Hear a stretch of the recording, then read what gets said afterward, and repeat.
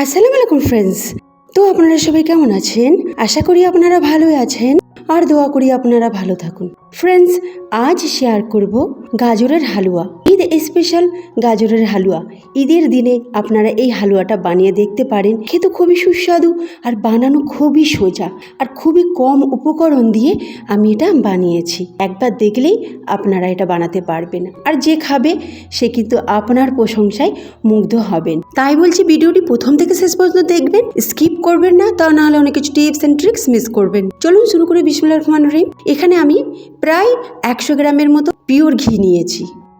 ঘিটা গরম হতেই 4টে এলাচকে ফাটিয়ে দিয়েছি। 10 সেকেন্ডের মতো নাড়াচাড়া করে 1.5 কেজি গাজর যেটাকে গ্রেটারের মাধ্যমে কুড়ে রেখেছিলাম সেটাকে দিয়ে দিলাম আর জোর আঁচে এটাকে আমি ভেজে নেব। জোর আঁচে ভাজবেন আর কন্টিনিউ এটাকে নাড়তে থাকবেন। যখন এটা ভাজা ভাজা হয়ে যাবে, কালারটা চেঞ্জ হয়ে যাবে, তখন 1.5 লিটার ফুল ফ্যাটযুক্ত দুধ দিয়ে দেবেন। এই দুধটাকে আমি আগে থেকে ফুটিয়ে রেখেছিলাম আর দেখতেই পাচ্ছেন কতটা সর জমে গেছে।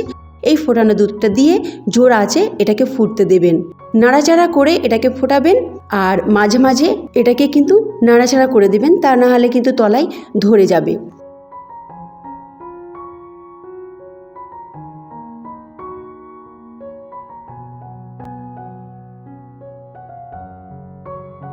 যখন দেখবেন একেবারে দুধটা কমে গেছে আর গাজরটা মাখা মাখা হয়ে গেছে, তখন দিয়ে দেব চিনি। চিনিটা দেব আমি 400 গ্রাম।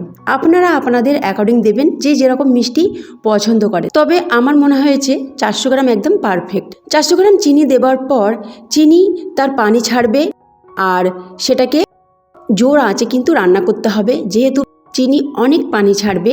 নাড়াচাড়া করার পর দেখবেন অনেকটা পানি এসে গেছে। তো এটাকে কন্টিনিউ কিন্তু জোর আঁচেই রান্না করতে হবে আর এইভাবেই কন্টিনিউ নাড়তে হবে, তা না হলে কিন্তু তলায় ধরে যাবে।